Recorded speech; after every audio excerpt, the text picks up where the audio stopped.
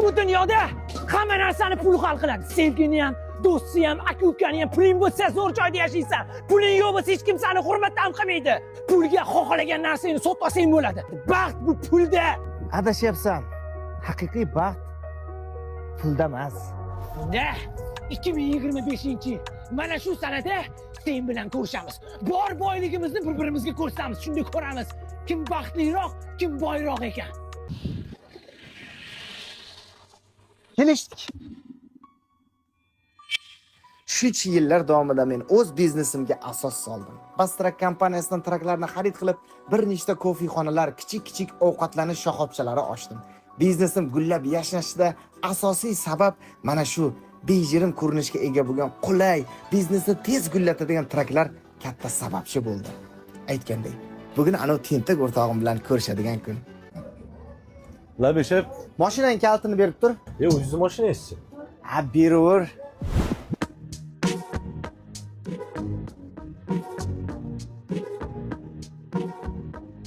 Voy mashinasini. Damas. Damasda keldingmi? Damas bo'lsa nima qilibdi? Hoy, esingdami shu kun? Men senga nima degandim? Men sendan baxtliroq va boyroq bo'laman deganmidim? Ko'rib qo'y. Naqd $1 million.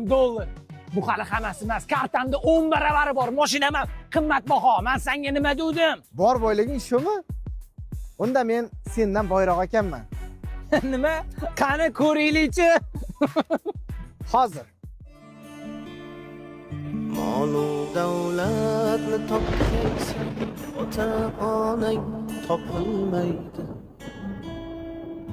Keyin bunday noyob gavhar durdonang topilmaydi. Meni fikrim hali ham o'sha. Haqiqiy boylik pul yoki qimmatbaho mashinada emas, balkim ota-onangni borligi va farzandlaringni sog'ligidadir. Menga o'xshab haqiqiy boylik pulda emas, oilaning borligi va xotirjamligida deb hisoblaydigan insonlar juda ham ko'p.